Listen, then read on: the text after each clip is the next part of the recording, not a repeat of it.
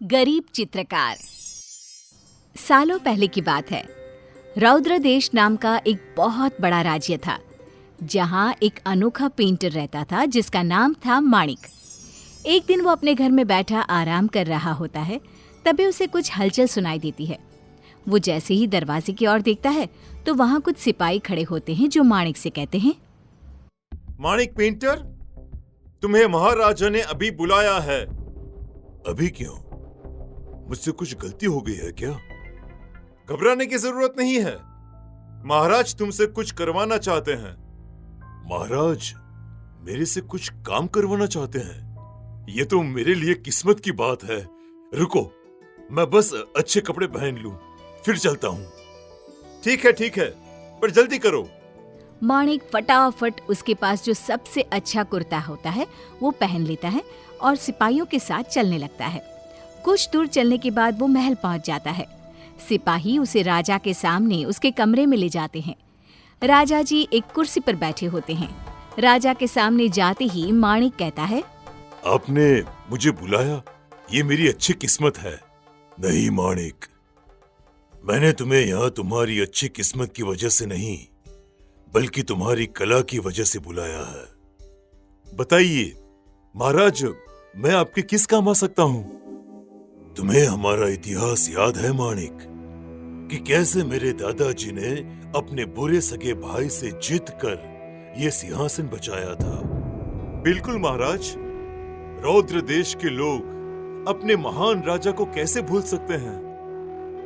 लेकिन मुझे ये बताते हुए बहुत दुख हो रहा है कि आने वाली पीढ़ी इस इतिहास को भूलती जाएगी। सिर्फ तुम इस इतिहास को बचा सकते हो। मैं? कैसे महाराज? अपनी कला से।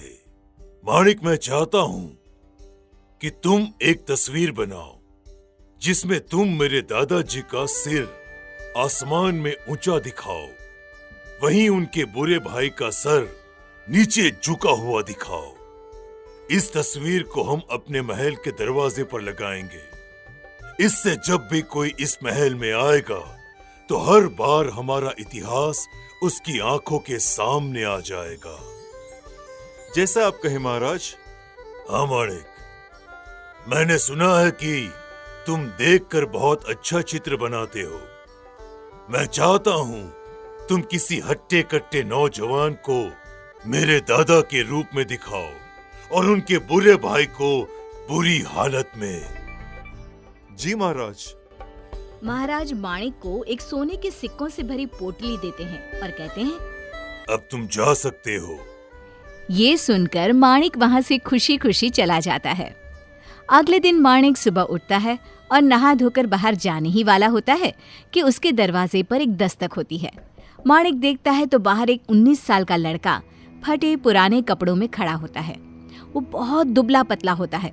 उसे देखकर ऐसा लगता है मानो उसने काफी दिनों से कुछ खाया ना हो। उसके पूरे शरीर की हड्डियां साफ दिख रही होती है। वो माणिक से कहता है, मालिक कुछ खाने को दे दो। तुम्हारी इतनी बुरी हालत कैसे हो गई? मालिक, मेरे पिता मर गए और माँ ने दूसरी शादी कर ली। मेरी माँ का दूसरा पति मुझे खूब मारता था, इसलिए मैं घर से भाग आया। अच्छा, खाना तो अभी नहीं है, पर तू ये ले जा। माणिक महाराज की दी हुई पोटली में से 5 सोने के सिक्के निकालकर उस लड़के को दे देता है। लड़का बहुत खुश होता है और कहता है, मैं आपका यह एहसान कभी नहीं भूलूंगा और मैं आपको यकीन दिलाता हूँ कि इन पैसों का इस्तेमाल अच्छा ही करूंगा। ये पैसे मैं तुम्हें मुफ्त में नहीं दे रहा हूँ, पर मेरे पास आपको बदले में देने के लिए कुछ भी नहीं है। तुम्हारी शक्ल। आप मेरी गर्दन काट लेंगे क्या? नहीं, मैं सिर्फ तुम्हारा चित्र बनाना चाहता हूँ। लड़का राजी हो जाता है। कुछ घंटों में माणिक उसका चित्र बना लेता है और वो लड़का खुशी खुशी चला जाता है। तस्वीर आधी पूरी कर लेने से माणिक बहुत खुश होता है, पर उसे पता नहीं होता कि आगे का काम बहुत मुश्किल होने वाला है। माणिक को पूरे राज्य में कोई भी इंसान ऐसा नहीं मिलता जिसे वो महाराजा के रूप में दिखा सके। दिन महीनों बीत गए, लेकिन माणिक को कोई ऐसा आदमी नहीं मिला। एक दिन जब माणिक अपने घर में बैठे दोपहर का भोजन कर रहा होता है, तभी कुछ सिपाही उसके घर आते हैं और उससे कहते हैं, माणिक, तुम्हें राजा ने तुरंत बुलाया है। माणिक तभी अपना खाना आधे में छोड़कर चल देता है। कुछ देर में वो महाराज के सामने होता है। महाराज बहुत गुस्से में होते हैं और कहते हैं, माणिक, क्या तुम मुझे कभी ये चित्र पूरा करके दे पाओगे? महाराज, आप तो जानते ही हैं, आपके दादा जैसा कोई भी इंसान मुझे नहीं मिल रहा। पर तुम कब तक ऐसे ही बहाने बनाते रहोगे? महाराज, मैं बहाने... मुझे कुछ नहीं सुनना। तुम्हें ये काम दिए मुझे 2 साल होने वाले हैं। अब तो मुझे लग रहा है कि तुम इस काम के काबिल ही नहीं हो। महाराज, तुम्हारे पास 1 महीना है। माणिक, अगर तुम काम पूरा नहीं कर सके तो मैं ये काम किसी और को दे दूंगा। अब तुम जा सकते हो। ये सुनकर माणिक बहुत उदास मन से वहां से चला जाता है। वो अपने घर जा रहा होता है कि तभी उसे एक लड़का घोड़े पर दौड़ता हुआ आता दिखता है। माणिक उस लड़के को रोककर उससे पूछता है, अरे तुम कौन हो? मेरा नाम धनुष है। मैं राजा की सेना का एक सिपाही हूँ। माणिक जिस इंसान को 2 साल से ढूंढ रहा था वो माणिक के सामने खड़ा था।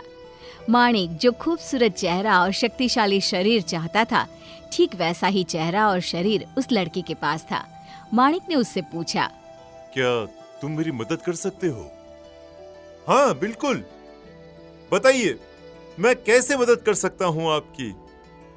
मुझे तुम्हारी तस्वीर बनानी है। हाँ बिल्कुल। माणिक उसे अपने घर ले जाता है और उसकी तस्वीर बनाकर अपना चित्र पूरा कर लेता है और फिर धनुष के पास आकर कहता है, बहुत बहुत शुक्रिया, तुमने तो मेरी इज्जत बचा ली, लेकिन आपने पहले मेरी जिंदगी बचाई। मैंने तुम्हारी जिंदगी कब बचाई? लगता है आपने मुझे पहचाना नहीं। क्या मैं आपको पहले से जानता हूँ? जी हाँ। माफ कीजिएगा, मुझे याद नहीं आ रहा। हम पहले कब मिले हैं? इस तस्वीर में ये जो आदमी है जिसका सर नीचे झुका हुआ है, ये मैं ही हूँ।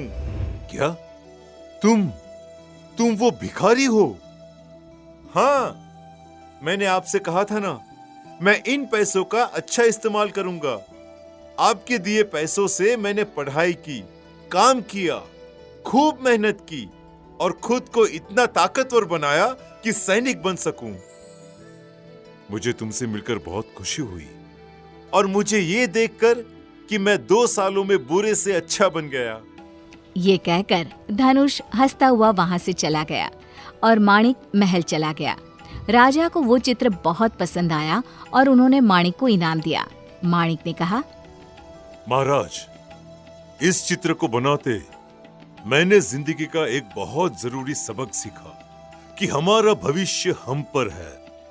हम चाहें तो मेहनत करके बहुत सफल हो सकते हैं और चाहे बिना कुछ करे तो असफल हो सकते हैं। इस तस्वीर के लिए जिसे मैंने पहले बुरा दिखाया, वही मेहनत करके अच्छा बन गया। अपनी मेहनत से हम कुछ भी कर सकते हैं। महाराज को भी ये सुनकर अच्छा लगा और उन्होंने धनुष को बुलाकर उसे भी उसकी मेहनत के लिए इनाम दिया। माणिक की बनाई तस्वीर को इस कहानी के साथ महल के सामने लगाया गया ताकि आने वाले लोग इस कहानी से और महाराज की शक्ति से प्रेरणा ले सके।